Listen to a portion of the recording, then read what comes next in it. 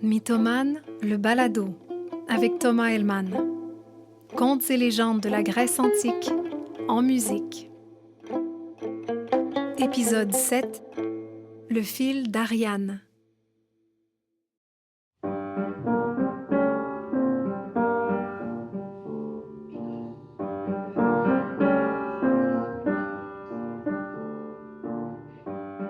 Minos, le roi de Crète, se disputait avec ses deux frères.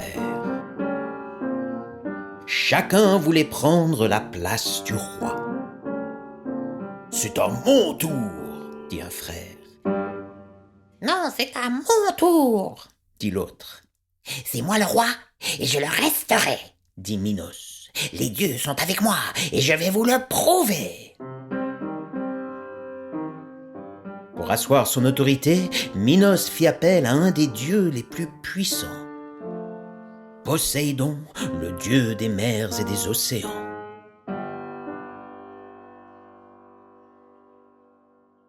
« Ô Poséidon, envoie donc un signe pour prouver que les dieux approuvent de mon règne. En échange, je te rendrai tous les honneurs qui te sont dus. »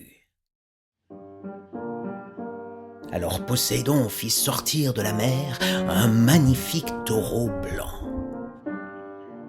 La population de Crète fut émerveillée en le voyant, et les frères de Minos renoncèrent à convoiter le trône. « Minos, dit Poséidon, n'oublie pas ta promesse, tu dois me rendre hommage. Je te demande maintenant de sacrifier ce taureau blanc en mon honneur. »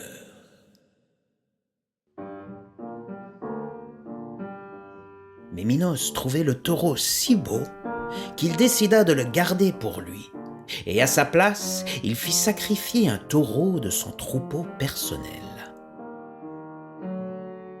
Mais Poséidon n'était pas dupe. Dans son palais sous-marin, le dieu fulminait. Pour se venger, il maudit la femme de Minos, la reine Pasiphaë, et lui jeta un sort terrible.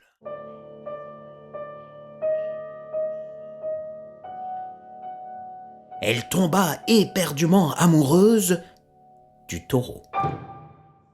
Si amoureuse qu'elle finit par s'unir à la bête, tomba enceinte et donna naissance à un être monstrueux, mi-homme, mi-taureau, qu'on appela le Minotaure. Minos fit construire un immense labyrinthe et y cacha le Minotaure, un labyrinthe dont le monstre serait à la fois le seigneur et le prisonnier.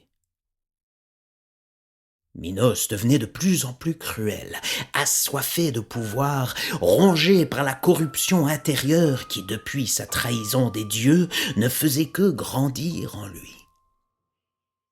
Il décida de nourrir le Minotaure avec la chair de ses ennemis, les Athéniens, qu'il avait récemment vaincus à la guerre.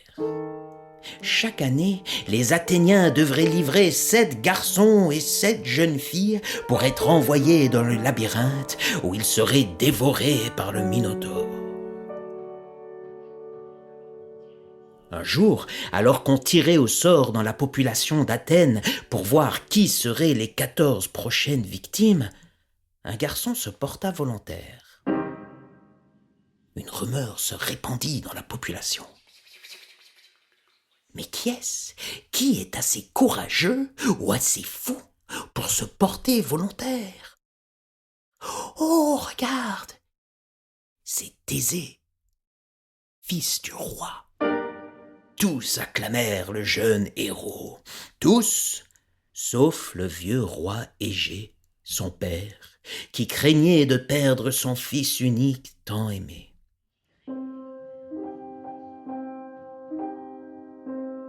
« Oh, mon fils, dit le roi, je ne peux pas te retenir. Tu dois vivre ta vie et affronter les monstres qui te permettront de devenir celui que tu es. Mais je n'aime pas te voir partir. et sache que tous les jours je grimperai jusqu'au sommet de la colline qui surplombe la mer et guetter ton retour. Promets-moi une chose, mon fils, une seule chose. Ton navire quitte le port avec une voile noire, la couleur du deuil. Mais si tu survis à ton aventure, si tu me reviens sain et sauf, alors je te demande de hisser sur le mât une voile blanche. Thésée promit et partit pour Crète. Quelques jours plus tard, il arriva au royaume de Minos, et avec les autres jeunes Athéniens, il défila devant le roi et sa suite.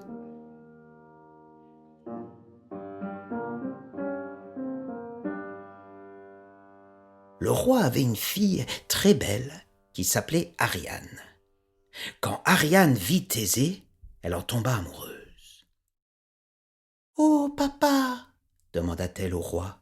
« Ne pourrait-on pas l'épargner, celui-là ? Il est si beau, si courageux, il a le tempérament d'un roi. » « Pas question, répondit le méchant roi. C'est un Athénien, et en plus, c'est le fils du roi Égée. Et comme tous les autres, il entrera dans le labyrinthe, et comme tous les autres, il n'en sortira pas. Cette nuit-là, Ariane se glissa auprès de Thésée. Ils s'embrassèrent, et elle lui dit « Oh, beau prince, tu marches droit dans un piège.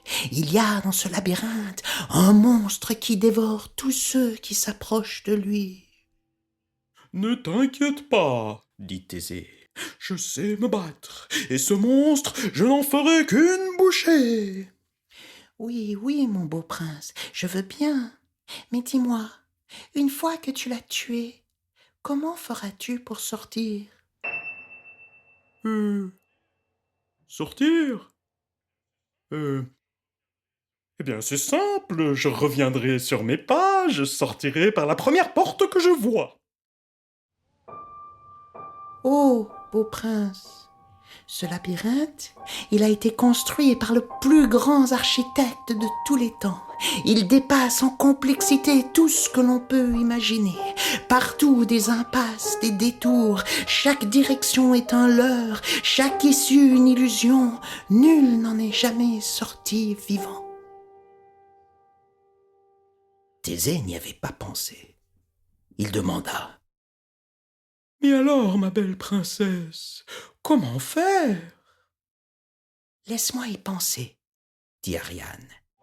Mais jure-moi que si je t'aide à vaincre le labyrinthe, tu m'emmèneras avec toi et nous nous marierons. »«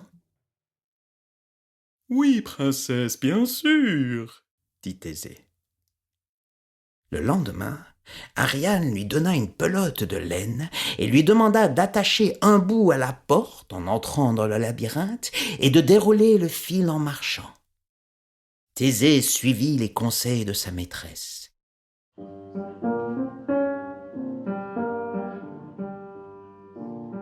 Il s'enfonça dans les dédales du labyrinthe, plongea dans les profondeurs sinueuses de son cœur, tout en déroulant derrière lui le fil.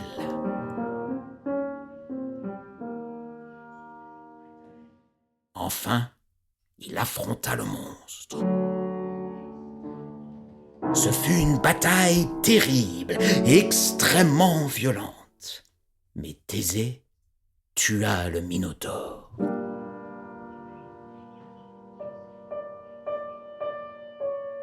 Et puis, il revint sur ses pas. Suivant le fil d'Ariane, il rembobina la bobine de laine et remonta le chemin parcouru vers la sortie. Thésée émergea du labyrinthe, vainqueur. Et puis il regagna son navire, emportant Ariane avec lui, comme il l'avait promis. Ils levèrent les voiles et ils s'éloignèrent. Mais tout cela n'avait pas échappé au regard de Poséidon. Le dieu était furieux, car Thésée avait tué une de ses créations. L'équipage fit escale sur une petite île. Ariane quitta le navire et alla se promener tranquillement dans la forêt, pendant que Thésée réglait certaines choses à bord. Poséidon choisit ce moment pour déclencher un violent ouragan. Des bourrasques de vent emportèrent le bateau loin au large, avec Thésée à son bord. Thésée voulut regagner l'île pour aller chercher Ariane, mais la déesse Athéna apparut devant lui. « Laisse donc cette petite sur son île, ô Thésée. Tu as un autre rôle à jouer. Moi, Athéna, déesse de la raison, je déclare que ton destin n'est pas celui d'un amant, mais celui d'un roi. » Alors Thésée se plia aux vœux de la déesse Athéna et poursuivit son chemin vers Athènes, laissant Ariane pleurer, seule sur son île, elle qui avait trahi pour lui père et patrie. Quant à Thésée, il vogua vers Athènes.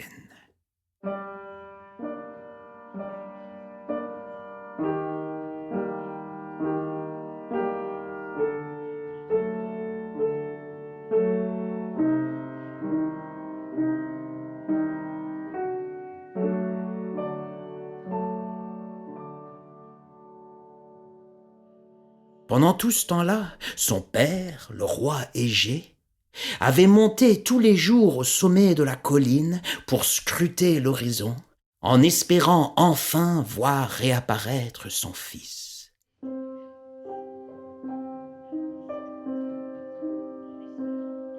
Un jour, Égée vit un navire au loin. Il le regarda s'approcher, reconnut le bateau de Thésée, mais il avait des voiles noirs. Dans l'excitation de toutes ces aventures, Thésée avait oublié sa promesse. Alors le vieux roi, pris d'un désespoir foudroyant, se jeta du haut de la falaise dans la mer et disparut sous les flots.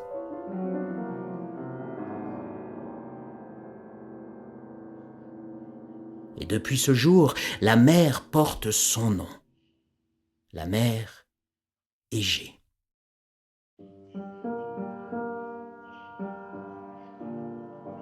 Lorsqu'il débarqua à Athènes, Thésée découvrit une ville déchirée entre la joie de retrouver son jeune prince et de savoir le Minotaure vaincu, et la tristesse d'avoir perdu son bon roi.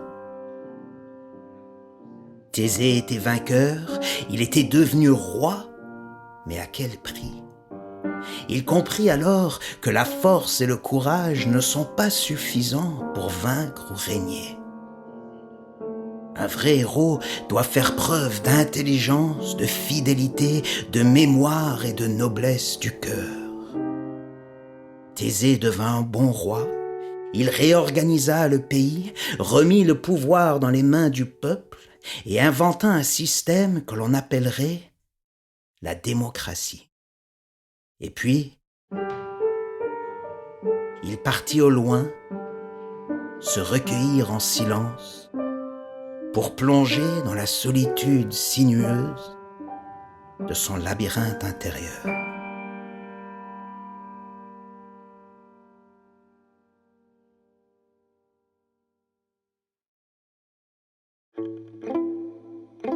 C'était Mythomane, le balado. Épisode 7, le fil d'Ariane. Mixage, montage et musique du générique, Olaf Gundel. Narration et conseillère à la réalisation, Evelyne Charuet. Idée originale, recherche, texte, musique et réalisation, Thomas Hellman. Pour plus d'informations, visitez thomashelman.com.